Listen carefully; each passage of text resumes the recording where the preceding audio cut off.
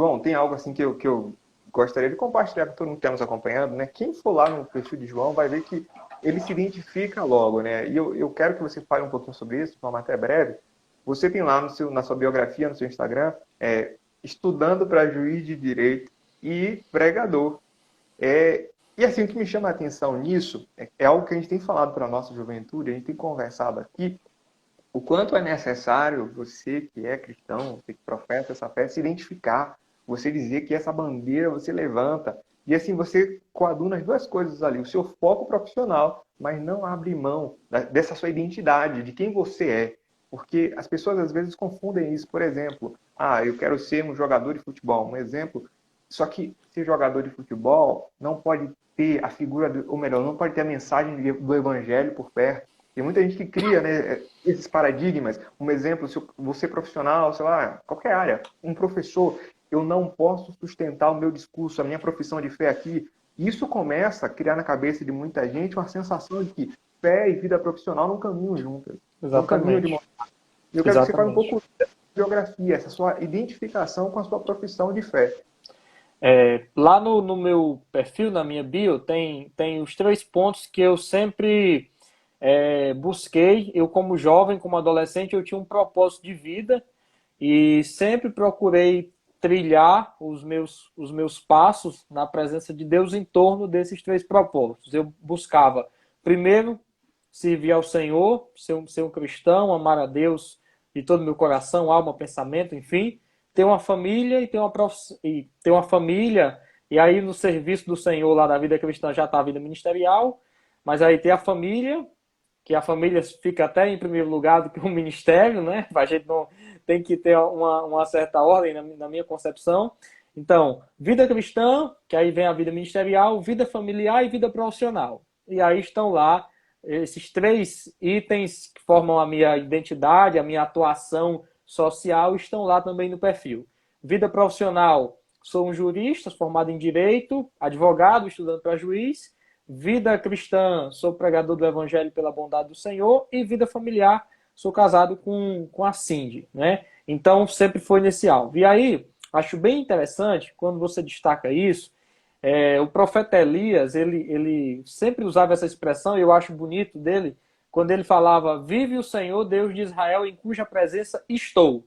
Então, sempre o profeta reiterava isso, que ele estava na presença de Deus. E Deus disse para Abraão, anda na minha presença e ser perfeito. Isso é uma relação de continuidade. É um equívoco mesmo, como você bem destacou, essa ideia que as pessoas têm de separar, né? Porque o véu já se rasgou. Assim, a pessoa tenta separar. Isso aqui é a vida espiritual, isso aqui é a vida material. Então aqui eu sou cristão, aqui é minha vida secular, como se fosse assim duas coisas que não se misturassem. E na verdade não é assim. Cristo quer ser o centro em tudo, em todos os momentos, em todos os lugares, em todas as áreas, e é extremamente necessário que a gente se identifique como cristão, como aquilo que a gente faz em qualquer aspecto, em qualquer profissão. Tirando aquelas profissões que são, eu não vou entrar aqui no mérito eclesiástico, né? Não vou doutrinar, não vou criar regras, mas assim, grosso modo, tirando aquelas profissões que são evidentemente contrárias à palavra de Deus, aonde você estiver, você tem que anunciar Cristo, testemunhar de Cristo e deixar ver que é ali que você é um cristão. Por exemplo, eu tenho uma página específica, Rosiel, que é a Academia de Juízes, que lá nesse Instagram específico, eu lá trato especificamente de conteúdo voltado para a preparação da magistratura estadual, né? Então, por que eu criei essa página? Porque tem muita gente que é da Igreja do Senhor, e até eu já vi aqui que entraram alguns, pessoas que têm outras profissões e etc e tal, e que não se sentiriam interessados em acompanhar um conteúdo tão denso, jurídico, constantemente no meu perfil. E de igual forma também tem pessoas que estudam para a magistratura estadual e que têm outros credos e que não se interessariam em ter uma carga de evangelho tão constante, tão forte como há no perfil pessoal, com mensagens, com convites para os cultos, para essas coisas. Então, o que é que acontece? Mas lá, mesmo em algo que é, a princípio, tão profissional, mas as pessoas veem tanto o evangelho na nossa forma de falar, na nossa forma de tratar, que lá tem tanto crente que parece uma igreja, sabe? Às vezes parece que lá é até mais espiritual do que o meu perfil pessoal. Para dizer justamente isso, né? Que Jesus quer ser o centro da nossa vida em todos os lugares. Perfeito, perfeito. João, a gente aqui vai rodando a nossa pauta, né? E você, de certa forma, até já respondeu esse primeiro ponto da pauta. Mas eu vou querer que você debruce um pouco mais sobre isso, né? Sobre essa relação que há entre vida cristã, né? Ou melhor, vida profissional e fé. Porque, de fato, tudo que a gente faz é para a glória de Deus, a gente vai abordar um pouco mais para frente isso. Mas eu queria que você relacionasse isso, como de fato são coisas que vão caminhar juntas, né? Exatamente. Hoje, você tem praticamente dois tipos, a rigor, você teria três tipos aí de trabalhos. Você teria trabalhos de ordem técnica, que são trabalhos mais braçais. Você tem trabalhos de ordem intelectual, né, de cunho mais científico. E tem aqueles trabalhos, aquelas profissões que são de cunho mais artesanal, mais artístico. Então, fazendo aqui uma divisão aí tripartite das profissões, você teria três campos profissionais para atuar. E se criou uma ideia que as pessoas que eram das profissões mais técnicas, mais braçais, elas eram mais adeptas, ou era mais possível de caminhar ao lado da fé. A fé no campo técnico seria mais viável. Agora, a fé no campo científico não daria certo.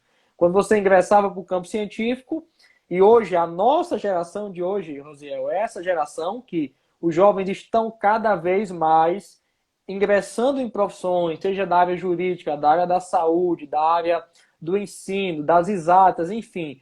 Mas são muitos jovens ingressando por esse campo do trabalho científico. Então a gente precisa quebrar esse paradigma que foi construído anteriormente de que fé e razão são posições antagônicas. Isso não existe. Paulo faz uma menção lá a Timóteo de que a falsamente chamada ciência se opõe à fé. Então Paulo deixa bem destacado que é a ciência falsamente assim denominada. Porque a ciência mesmo verdadeira, ela não se opõe à existência e aos princípios de Deus. Na verdade, confirma a existência e os princípios de Deus. Logo, fé e razão não são situações antagônicas. Não existe essa relação de antagonismo. De outro lado, também é importante dizer que a fé não deve ser colocada como um reboque da razão. Que é assim, olha, sempre a razão aqui em primeiro plano. Quando a razão extinguir a sua força, não tiver mais como fazer nada, aí a gente apela para Jesus, né? A gente apela para a fé. Eu vou tentar todas as formas aqui de resolver. Se não der certo, vamos lá, vamos apelar para Jesus para ver agora só com Deus. Na verdade, não é assim. Fé e razão não são antagônicas e a fé não deve ficar atrás da razão. Eu não digo com isso que você deve ser como, por exemplo, existia uma pessoa lá no meu interior que ela trabalhava nos Correios e que ela se transformava um pouquinho constrangedora no sentido de que ela trabalhava no Correio, ela é assim, a pessoa chegava lá para depositar uma carta. Claro que ela depois até se aposentou como doida, mas assim, a pessoa chega lá para depositar uma carta, para enviar, ela dizia, me diga uma coisa, o senhor já aceitou Jesus? Aí a pessoa, eu já disse para a senhora da outra carta que vim deixar e tal, que ainda não, mas a minha esposa é evangélica, e lá vai, não, você tem que aceitar Jesus, porque senão você lá vai, e aí fazia aquele evangelismo ali de 30 minutos, e de repente a fila estava lá ficando grande, em suma. Era desse jeito que funcionava. Não é que você, para ser cristão, você precisa estar todo o tempo gritando ali, não, eu sou cristão e etc. Eu não concordo, né? Às vezes na faculdade a gente é crente pentecostal, eu não aceito isso, eu não concordo, isso é pecado e etc e tal. Gente, não é muito bem por essa linha. Pedro disse que a gente precisa saber responder com segurança, com razão, acerca da fé que é em nós. Muitas vezes, essa demonstração cristã, é claro que eu não estou dizendo que não existe um evangelismo ativo, porque ele existe, mas essa demonstração cristã, ela vem pelo testemunho, e você, vez por outra, você vai ser indagado, né? Existem muitas oportunidades, aí seria numa outra temática de evangelismo estratégico, que a gente demonstra Cristo de forma efetiva para as pessoas. Mas é incrível, Rosiel, é incrível quando você traz Jesus para a sua profissão e deixa ele ser o primeiro lugar. Porque isso ajuda você tanto profissionalmente, quando também quando você permite que a sua profissão te ajude um pouco na igreja, você também ajuda a igreja, assim, positivamente. Eu só queria destacar uma coisa, porque vou deixar você fazer as perguntas, né? Não quero tomar a sua fala, mas assim, o apóstolo Paulo, ele diz que considerou aquilo que ele tinha anteriormente de conhecimento da lei, da influência dele lá no judaísmo e toda aquela formação, ele considerou como esterco. E o esterco lá no interior do estado do Ceará, eu via muitas pessoas usando esterco assim, não tanto de palha, mas eram fezes de animais, sabe? Aquilo era usado como esterco. E eu li aquele texto a primeira vez quando eu tinha 15 anos e pensei, olha aí, o apóstolo falou que, o apóstolo Paulo disse que isso tudo aí é considerado como esterco. Abro aspas, bosta, né, irmão? Merda. Então, isso não vale nada, irmão. Isso não vale nada. Esse seu conhecimento científico não vale nada, etc e tal. Isso aí é esterco, é merda, não vale nada. E não é bem assim. Depois eu vi que o esterco não é nesse sentido de não valer nada, mas o esterco como algo que soma, que é um plus, que vai acrescentar. Então você pode sim, com equilíbrio, com sabedoria, com temperança, você pode usar as suas, porque Paulo diz, assim como vocês apresentaram os membros de vocês para a morte, agora vocês vão apresentar os seus membros para a justiça.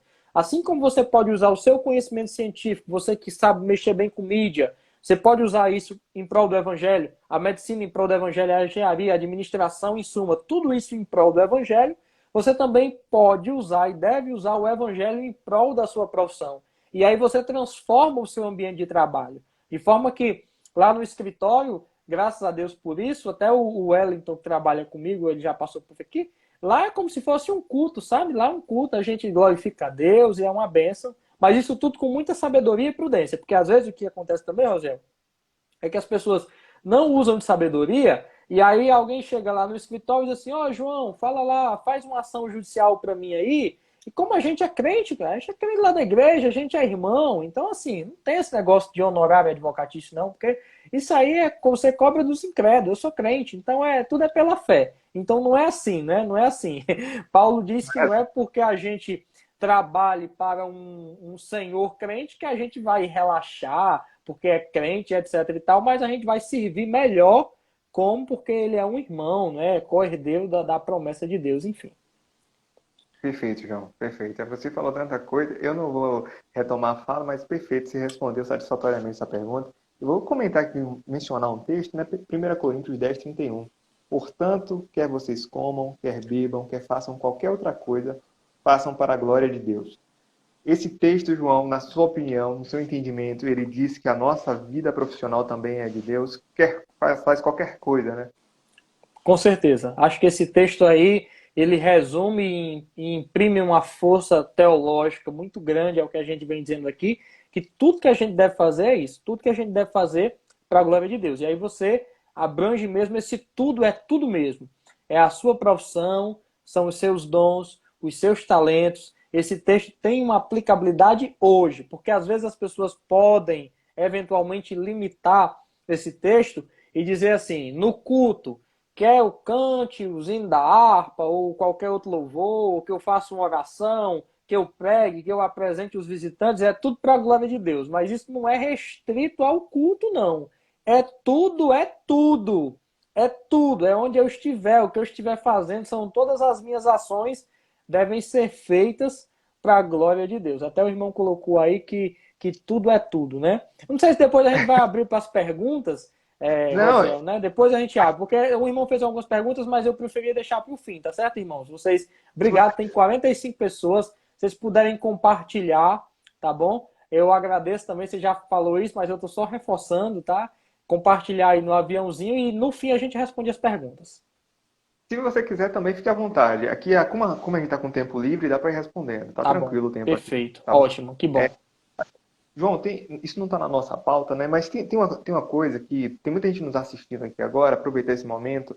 Tem muita gente que nesse período aí de quarentena, de pandemia, tem muita gente que se desconectou, né? Se Sim, desconectou da realidade. Tem muita gente que, por exemplo, começou a pandemia, falou assim, ó, a vida parou. Uhum. Eu não tenho compromisso com nada. Eu agora estou vivendo uma pandemia. Tem Sim, gente que parou de estudar, tem gente que parou de trabalhar e tem muita gente que parou de servir a Deus. sim. Tem muita gente que parou de dar glórias a Deus. Eu queria que, fazendo aqui, né, uma breve pausa na nossa pauta aqui, você falasse um pouquinho para as pessoas que estão nos assistindo o quão importante é ter foco no que a gente faz. E aqui agora falando de reino espiritual, quão importante é isso? Com Porque certeza. você com certeza não chegou na última fase de 2 concursos de magistratura fazendo as coisas de qualquer jeito. Me fala um pouco sobre a necessidade de termos foco no que a gente faz, inclusive no servir a Deus, ou melhor, principalmente no servir a Deus. É, exatamente, que legal. Então, esse tema é um tema que está realmente na ordem do dia, a gente sempre vive e mexe, está comentando disso, e foi muito boa a sua colocação. Eu acho o seguinte, em outras lives, eu tenho falado, quando eu tenho sido perguntado sobre isso, que eu acho o seguinte, sendo bem sincero, tá? Dessa quarentena, dessa pandemia, existem três opções para todos nós, mesmo os crentes ou quem não seja crente, mas aqui, hoje à noite até tem 50. Até pelo jeito dos irmãos entrar e apertar nesse coração, eu já vejo que é um digitar cristão. Mas assim, todo mundo eu acho que aqui é crente. Mas aí o que é que acontece? Tem três opções. Ou a gente sai melhor, ou a gente sai pior, ou a gente não sai, né? Ou a gente morre nessa pandemia, né? Deus o livre que não aconteça isso, mas só tem essas três opções. Ou se morre, ou se sai pior, ou se sai melhor. O fato é que, como a gente diz na igreja, você não vai sair daqui da mesma maneira que você chegou, né? Tem essa expressão. Então, não usando isso na questão do culto, mas usando aqui na questão da pandemia, você não vai sair da pandemia do mesmo jeito que você entrou. Ou você sai, se você, Deus livre, né? Pelo amor de Deus, ninguém vai passar que todo mundo se escape. Mas ou você sai pior ou sai melhor. Então eu acho que você pode utilizar esse período de pandemia para você sair melhor do que você entrou. Graças a Deus eu tenho utilizado esse período para estudar, para desenvolver novas habilidades, para colocar coisas que estavam atrasadas em dias. Então, eu acho que esse período da pandemia eu tenho procurado utilizar da melhor forma possível, e mesmo sendo um período de perdas, de tristeza, porque tem havido muitos óbitos no Brasil, desculpa, e essas incertezas, e nossa geração nunca conviveu com isso, nem a geração dos nossos pais, desde a fundação da Assembleia de Deus no Brasil, ou do Evangelho no Brasil de uma forma geral, por igrejas mais tradicionais que aqui chegaram, nós nunca tivemos um período em que os cultos foram assim, parados. Mesmo nas épocas de perseguição, havia reuniões em casas e etc. Mas agora não, agora parou. Então, foi uma realidade nova. E claro que uma realidade nova, a gente é surpreendido, mas precisa também de uma abordagem nova. E o que é que acontece? A gente ouviu tanto na igreja que nada podia calar um adorador. Né? Que nada, nada. Quando a gente escuta e lê a Bíblia, dizendo lá em Romanos, o apóstolo escrevendo aos Romanos, que nada, nem a altura, nem a profundidade, nem nenhuma outra criatura. E quando você fala em nenhuma outra criatura, você pode enquadrar até o vírus, tá bom? Assim, não existe nada, nem vírus, nem bactéria, nem o diabo, nem nada, irmão. Nada vai lhe separar do amor de Deus que está em Cristo Jesus, o nosso Senhor. Então, pelo que eu tenho visto e sentido, no que está dependendo das igrejas, não tem havido assim uma conduta omissiva por parte das igrejas, mas todo mundo, pastores, eu vejo os pastores das antigas mesmo, raiz, pastor fazendo live, que eu disse, meu Deus, eu nunca ia ver isso. Esse pastor fazendo live, mas estão fazendo lives, a igreja está fazendo, na medida do possível, cidades que não têm ainda pico e não têm ordem de isolamento social vigente, se reúne ali na igreja com 10 pessoas afastadas, 5, 20, enfim, mas estão fazendo, né? Santa Ceia, em suma, evangelismo pelas redes sociais, e você tem a Bíblia em casa, e você pode orar em casa, pode cantar em casa, de maneira, irmão, que para quem quer, você está escapando da crise. Você está escapando, você está fazendo. Agora, você tem que aprender uma coisa. Um grande tesouro que a gente tem, que até a Bíblia Sagrada diz isso lá, Salomão fala que você tem visto uma pessoa que é diligente na sua obra, observe que ela vai ser colocada entre as pessoas reis, entre pessoas assim de destaque. Né? Ele reforça muito a questão da disciplina. E a Bíblia fala muito, vai ter com a formiga, ó, preguiçoso, né? A formiga é demais. Eu moro aqui no 16º andar, é incrível. Mas se cair uma comidinha, um doce, pode ser 11 horas, 12 horas, de madrugada pode ser a hora que for. As formigas chegam aqui no 16º andar de madrugada para trabalhar. Nada para essas formigas. Esse é um problema da nossa geração em geral, Rosiel, porque nossa geração é uma geração um pouco indisciplinada, um pouco descansada, relaxada. Meu Deus do céu, assim, eu lembro, Jesus, jovem às vezes, pelo amor de Deus, você tem que estar ali empurrando, irmão, vamos, vamos, vamos, e você vai ali conduzindo a pessoa como que pela mão, 2, 3 anos. Se você soltar, ela para. Aí você tem que pegar de novo e conduzir de novo. Vem, meu irmão, por aqui, ele vai andando. Soltou, para. Então, existe isso porque a nossa geração em geral, né, é uma geração um pouco indisciplinada. Mas nós precisamos desenvolver isso, porque disciplina não é uma virtude inata, que eu posso olhar para fulano e dizer, aquele irmão ali é uma bênção. Deus deu àquele irmão o dom da disciplina, mas a mim ele não deu, né? A mim ele deu o dom da preguiça, do desleixo, da vida de qualquer jeito. Não é isso. Disciplina, perseverança, você constrói, desenvolve. Então é um exercício. Comece a ser disciplinado e aí a minha orientação técnica, bem objetiva, crie rotinas, né? Crie rotinas, se habitue. A gente às vezes escuta tanto falar mal dos hábitos. Hábito é ruim, eu não quero ficar preso, né? Esse povo religioso e etc. Mas o hábito, a rotina, ela de uma forma equilibrada, não é aquela rotina farisaica. Ela pode lhe ajudar sim. Tem o hábito. Todo dia eu leio a Bíblia, eu oro, eu canto. Todo dia você tem aquela rotina, essa disciplina é importante, né? Importante para você manter a sua vida espiritual ativa, tá? Isso é muito importante. Perfeito. João, falou tudo que a gente precisava ouvir sobre isso. Perfeito. João, teve uma pergunta aqui, né? Ainda não vou retomar a pauta aqui. Um jovem perguntou aí pra gente, o Aleph. Aleph é um pesquisador, é estudante da Universidade Estadual aqui de Feira de Santana, é um jovem, ele é líder também de jovens, é bem ativo. E ele perguntou se quando você está focado na sua vida profissional, você deve, né? Você até comentou sobre isso no começo da live, se você deve abrir mão das atividades ministeriais. Eu queria que você ponderasse um pouco sobre isso aí. Eu acho que é o seguinte, existe uma realidade, isso eu estou falando a partir do meu exemplo ministerial, que é a da Assembleia de Deus. A Assembleia de Deus funciona como? Às vezes existe uma sobrecarga de cargos na Assembleia de Deus. Que eu, por exemplo, quando eu era adolescente, eu era apresentador do programa de rádio, o apresentador do programa de rádio aí eu era professor da escola bíblica dominical, e professor e superintendente da escola bíblica, eu ficava na portaria da igreja, eu pregava, eu era líder de jovem, eu era representante de missões, e eu ajudava na secretaria da igreja, eu limpava a igreja, eu visitava as casas com as irmãs da igreja. Então eu era assim, era pesado mesmo, sabe, irmão? Eu ia ter uma estafa espiritual não, mas ministerial, porque eu trabalhava demais, era demais. Então o que acontece? Às vezes, a gente tem muitos cargos, muitas atribuições, porque na nossa igreja acontece isso. Quando você faz, aí como não tem muita gente, são poucos os obreiros, às vezes parece que tem muito, mas nem tem muita gente assim disposta para fazer e tal. Então quando tem alguém que faz, aí começa, rapaz, sabia que o Rosiel é bom? Bota o Rosiel para fazer isso, que ele faz, ele desenrola. Aí ele faz bem. Aí, rapaz, quer saber de uma coisa? Apareceu ali outro negócio. Aí bota ele. Não, pô, bota para dirigir uma congregação também que dá certo. Não, mas dá certo.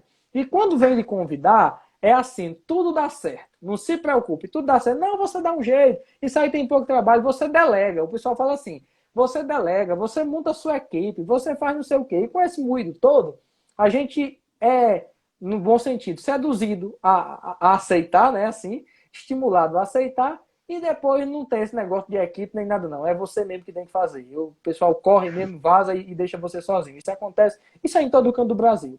Então, o que é que acontece? Nesse caso aí, o que é que eu precisei fazer? Era impossível, não adianta eu ser hipócrita, era impossível eu estudar para um concurso de juiz de direito, que é um curso, irmãos, que não é brincadeira, exige muito estudo. Eu vou mostrar só aqui um dos livrinhos que eu leio, sabe? Ó, só um, que aqui é só o de constitucional, né? Então, são 13 disciplinas. Então, você tem aí mais ele, mais 12 irmãos, né? Então, são coisas assim. Muitas questões para resolver, muito estudo mesmo, coisa densa. É impossível eu trabalhar, que eu trabalhava no Desjardins aqui, que é o departamento de jovens da igreja, que tem uns 3 a 4 mil jovens aqui. Então é impossível eu trabalhar num departamento desse, que só de aniversário de gente, crente faz muito aniversário. Crente aniversaria mais de uma vez por ano, às vezes eu acho, sabe?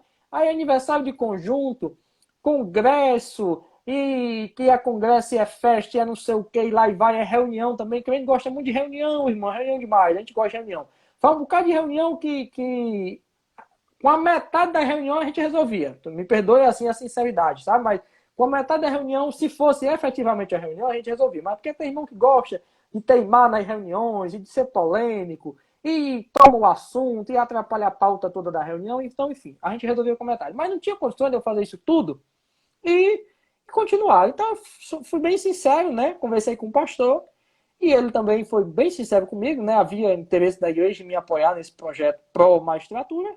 E aí eu escolhi o que era o essencial para mim naquele momento. O essencial que eu não podia fazer, não podia parar de fazer era a pregação. Então eu escolhi o básico, o essencial, e aí consegui fazer Ai, Jesus, agora tem hora que falta as palavras, mas eu fiz assim.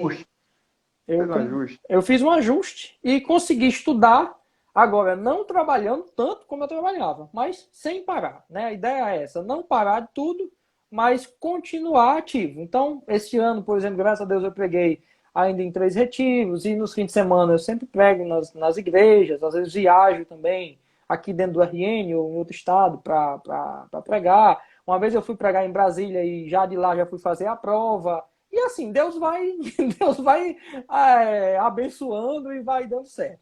Agora, não tem que admitir, não dá para a gente fazer tudo, e é uma coisa que a gente precisa ter cuidado, e aí acho que é tema para outra live, o ativismo religioso também a gente tem que ter cuidado, né? Tem que ter cuidado com o ativismo religioso para não ficar naquela ideia de fazer, porque existe família, né? Enfim, mas às vezes tem que renunciar um pouco. Eu renunciei e fiz o básico. No seu caso, por exemplo, você pode, de repente você é líder de uma congregação que dá para você tem um bom vice, ou você é vice e o líder é bom, ou você é um pastor e você tem um bom copastor. Então dá para conciliar, sim, a depender da situação. Agora, é bom, o que eu acho legal, é ser franco com a igreja, tá? É ser franco com a igreja e dizer bem sincero com os irmãos. Irmãos, olha, eu vou, se vocês quiserem, eu estou aqui disponível, eu gosto de fazer, mas vocês estão entendendo que há uma pequena limitação, né, da minha parte para poder fazer. Não dá para fazer tudo, mas também a gente não vai ficar sem fazer nada. E sendo franco com os pastores, com a igreja, os irmãos entendem, né? E dá tudo certo, tá tudo certo, tá? Foca ali numa coisinha pequena. Se você era coordenador, deixa de ser coordenador se tiver muito pesado e fica só com uma igreja, né? Por exemplo, se era líder de 10 mil, fica sendo líder de 1.000, depois volta a ser líder de 10 mil de novo, né? A igreja é dinâmica, os cargos são dinâmicos. É porque às vezes o pessoal se agarra num cargo e pensa que cargo é vitalício. O cargo vitalício é de juiz, né, irmão? Cargo vitalício é de juiz. Os cargos da igreja é assim, é hoje, amanhã, não é e tal, é assim, tá? Ó, eu tô tô me divertindo muito com a live, porque você é um assembleiano raiz. Eu tava me segurando aqui pra me dar um café, mas o irmão, 50 coisas para fazer, é bem real. É Vamos desse repassar jeito. aqui, está bem interessante o nosso programa hoje. Olha, eu vou ler um dado aqui, e com Tá. certeza isso se refletir em outras profissões. Eu vou ler esse caso de juiz porque eu tenho a fonte. Com certeza isso deve acontecer na medicina, professores universitários, enfim. Atualmente, né, nós temos no Brasil, dentre todos os juízes que foram entrevistados, 70% dos juízes que foram entrevistados, né, só 8%, 8,7% desses juízes se declaram evangélicos. Eu queria que você falasse assim pra gente, assim, na sua opinião, como é que isso reflete? Porque assim, ninguém é neutro. Se você chega no consultório e o médico, por exemplo, esse médico é cristão, eu acredito que a conduta dele vai num sentido, numa direção. Sim, Por exemplo, sim. se for uma doença curável, ele vai acreditar que Deus pode curar. Se for um médico ateu, é diferente. Eu queria que você falasse um pouquinho sobre isso. como, né, a profissão influencia e por que é tão importante que você que está escutando essa live aí se preocupe com isso. Que Deus possa despertar médicos que servem a Deus, professores universitários que servem a Deus, professores de educação básica, para estar informando a opinião ou melhor, para as crianças, desde de uma idade bem tenra, né? Enfim, fala um pouco para a gente sobre essa relevância de termos representantes em todos os lugares e numa proporção maior, né? No caso de juízes, só 8% dos juízes são evangélicos. Com certeza. Em primeiro lugar, bem destacado por você. Isso influencia, sim. Não existe, de fato, essa questão da neutralidade do juiz. Isso é um mito, porque o juiz é um ser social, tem uma formação, conduz os seus valores. Então, ele tem os seus valores, isso é um fato. Agora, o que se exige do juiz, desculpa eu estar coçando o nariz, irmão, vocês também coçam, não fique se escandalizando com isso, é porque deu uma coceira aqui, eu não sei o que foi isso não, mas o que ocorre? O juiz não precisa ser neutro, mas ele precisa ser imparcial, ou seja, ele não pode tomar parte por nenhum das pessoas que estão litigando e resolver com base na lei e nas provas, isso é um fato. Mas querer que ele seja uma pessoa neutra, por exemplo, eu sou cristão, e aí vou decidir lá uma matéria acerca de... uma matéria que afronta de forma direta os princípios cristãos. Você achar que o cristianismo dele não vai influenciar? Claro que vai. Ele não vai fundamentar, colocar lá na sentença, por exemplo, eu vou decidir que eu não aceito o aborto porque o aborto é um pecado. E aí eu cito lá que tentaram matar Moisés na infância, lá na época, e tentaram matar Jesus também. Não precisa citar isso, até porque o Estado é laico. Mas esses princípios influenciam na nossa forma de falar, isso é indissociável, não adianta, né? Então isso influencia sim. E no Supremo Tribunal Federal, por exemplo, nós já tivemos decisões e nós não temos nenhum ministro da mais alta corte brasileira que seja cristão evangélico. Não temos, né? Somos um país de muitos evangélicos, mas não temos nenhum ministro da mais alta corte do país que seja evangélico. São poucos os juízes, como você citou, poucos os desembargadores, poucos os ministros, pouquíssimos. E aí vem a grande questão. Já falamos do primeiro tópico, da influência, e o segundo tópico é o seguinte. Mandar só um abraço aí pro João Neto, que é daqui de Mossoró, bem rapidinho. Voltando aqui. A gente tem uma igreja que é o quê? Nossa igreja passou por um boom nos últimos anos, um fato. O crescimento evangélico no Brasil foi exponencial, assim, cresceu demais a igreja. Aí há 30 anos nós éramos numericamente bem menos expressivos do que somos hoje. E a nossa igreja ainda não conseguiu refletir na sociedade em geral essa nossa representatividade numérica que somos. Tá? Isso em vários aspectos. Por exemplo, o Brasil é um país que tem um dos países que tem mais evangélicos no mundo, sob o aspecto proporcional, mas ainda é conhecido como o país do samba, o país do carnaval. Quer dizer, né? É um país que envia muitos missionários, mas ainda é o país da corrupção. Então, nós ainda não conseguimos representar no âmbito social, eu não estou querendo fundar uma república cristã, não é isso.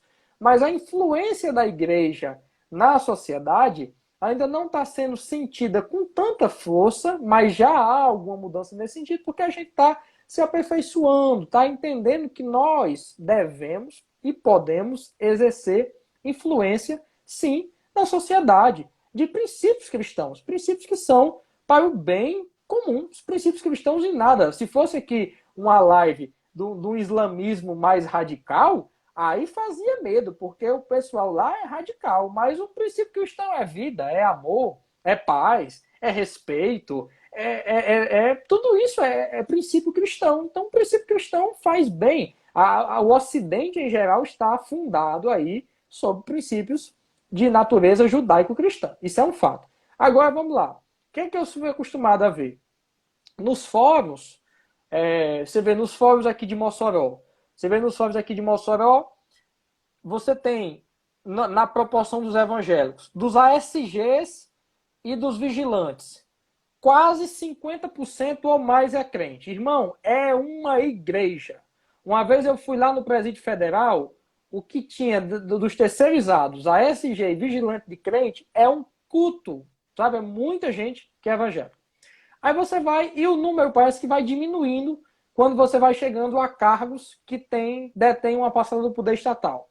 Então você vai crescendo, digamos assim, a patente, vamos usar essa expressão profissional, e aqui eu quero deixar bem claro que não é que eu esteja nem de longe, tá? Desmerecendo essa ou essa função. Estou só dizendo que a presença da igreja é muito mais comum em funções que às vezes são mais numéricas, são mais comuns, é isso que eu estou querendo dizer. E nesses cargos que você mencionou, prefeitos, vereadores, gerentes, essas coisas, eles são mais comuns. Você vai no banco, é bem mais fácil encontrar que os vigias são crentes, os estagiários são crentes e poucos gerentes são crentes. Agora, por quê? Eu vou dizer, e são várias razões. Primeira razão.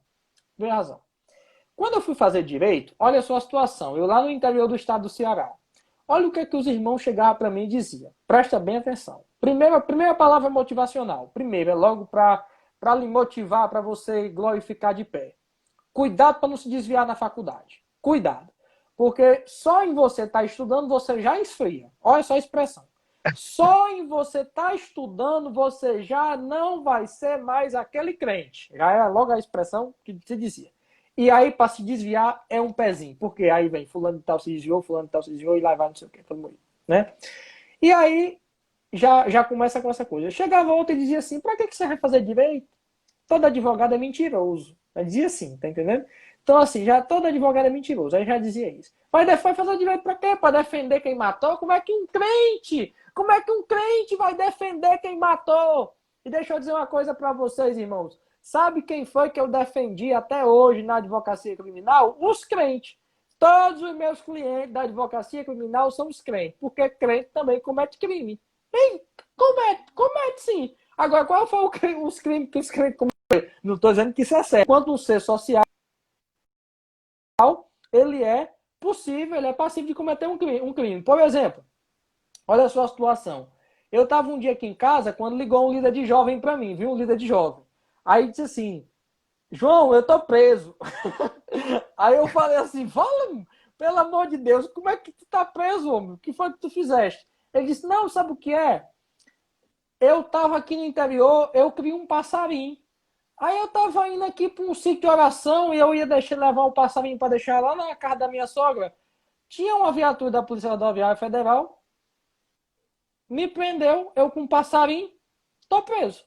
Tô preso aqui. Eu tô preso, crime ambiental, criando passarinho sem autorização legal para tanto. É um crente e tá preso. Imagina só se eu não tivesse me formado, não é verdade? Então, ele tinha descido, tinha pegado lá, podia ter sido convertido a prisão dele em prisão preventiva, e ele tinha tido constrangimento de passar uns 2, 3 dias lá, ainda preso nessa situação. Então é possível, é isso que eu estou querendo dizer. Aí tinha desse tipo de coisa, sabe? Falando e tal, muita coisa. Então isso desestimula muito, tá? Desestimula muito. Então a nossa juventude não é uma juventude que era estimulada a estudar. Eu lá na minha igreja, eu ouvia as pessoas dizendo assim, quando os pregadores iam para lá pregar, eles iam para lá pregar e falavam assim, eu vejo aqui, no futuro desta igreja, eu vejo que daqui Deus vai levantar pastores, pregadores, cantores, missionários, parece até o Gilvan Rodrigues, né? Me perdoe assim, mas eu tô fazendo assim. Aí as mulheres de pastores também, quer dizer, as irmãs eu tinha mais pena, porque as irmãs da época, nem passei a própria pregadora, nem a própria cantora, os irmãos via. Ainda eu passei a esposa dos pregadores e a esposa dos pastores. Mas isso mudou, enfim, já se dá essa visibilidade para a mulher pregar, cantar, e não só ser a mulher do pregador, a mulher do cantor, tá bom? E graças a Deus por isso, porque elas pregam e pregam muito, e cantam muito. Mas aí, nós não tínhamos estímulo, por exemplo, para chegar lá e dizer assim, jovens, vocês aqui, Deus pode levantar gerente de banco daqui, Deus pode levantar professores universitários daqui, Deus pode levantar coordenadores acadêmicos aqui, pessoas para estar reitores de universidade, enfim, tem tanta profissão, não é? Mas a gente não era estimulado a isso. E o que eu estou querendo dizer é que por mais que sejamos espirituais, nós também somos seres humanos que temos uma formação biopsíquica e que reagimos a estímulos. Tu imagina só, eu sou um crente, jovem, adolescente, e que vou lá, e que sempre as pessoas me dizem que vê algo de Deus para a minha vida, que eu vou viver do evangelho pregando, vou viver do evangelho cantando, vou viver do evangelho sendo missionário, automaticamente eu sou estimulado a sempre caminhar nessa direção, tá? E o que é que acontece? É um fato econômico, social, religioso, espiritual, ministerial, tudo. Não é todo jovem que vai se dedicar exclusivamente para Cristo ministerialmente, eu estou dizendo. Nem todo mundo vai viver do evangelho. Deus precisa até das pessoas para trabalhar secularmente, para sustentar aqueles que realmente vivem do evangelho e precisam comer do evangelho. E eu pensava muito, eu falo isso, Rosiel, porque eu, na minha adolescência, eu pregando, venha me oferecer uma profissão, para você ver. Venha querer desvirtuar a chamada de Deus na minha vida. Você me oferecer um emprego, meu irmão, é quase uma coisa do diabo, entendeu? Assim, porque você é me tirar do foco. Você é me tirar do foco. Porque Deus tem uma chamada na minha vida, irmão. Você vem com o negócio de eu querer trabalhar aqui secularmente e tal.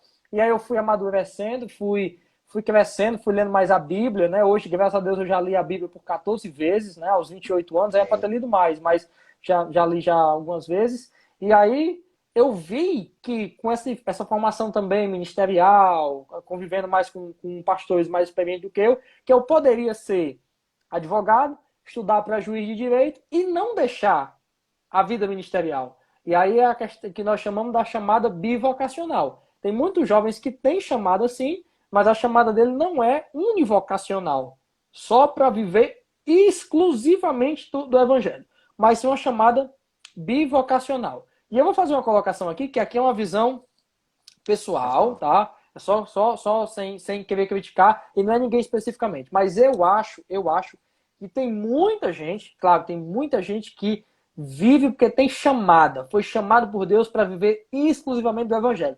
Mas tem muita gente que diz que está vivendo especificamente do evangelho, mas não está vivendo do evangelho nada. É preguiça, tá? É preguiça e que daria para trabalhar de boa, de boa. Tinha um irmão aqui em Mossoró, né? Tinha aqui um irmão em Mossoró. Eu estou dizendo isso aqui porque o que a gente comenta aqui nessa live é segredo, né? Só tem... se sair daqui, claro, a gente acha, né? E sabe de onde é que sai. Mas tinha um irmão aqui em Mossoró que eu via lá eu trabalhando. Aí, o que acontece? Ele dizia, não, eu não quero trabalho não, eu vivo do evangelho e tal. E aí, esse irmão, ele vivia do evangelho, segundo ele, mas passava o dia no oceano, conversando nas calçadas dos irmãos, falando mal dos irmãos, porque talvez aí em Feira de Santana não exista isso, mas pelo menos pra cá, tem uns irmãos que gostam de falar, assim, comentar dos outros, né, e tal, mas aí certamente não existe. Mas aqui tem, geralmente tem. Então eu passava o dia, sabe, conversando dos outros e tal, e falando. Então, dava para trabalhar de boa, dava para trabalhar de boa. E de noite ficava botando banca para ir cantar, tá entendendo? Então era esse moído todo. Então não precisava. E aí ele vivia privações.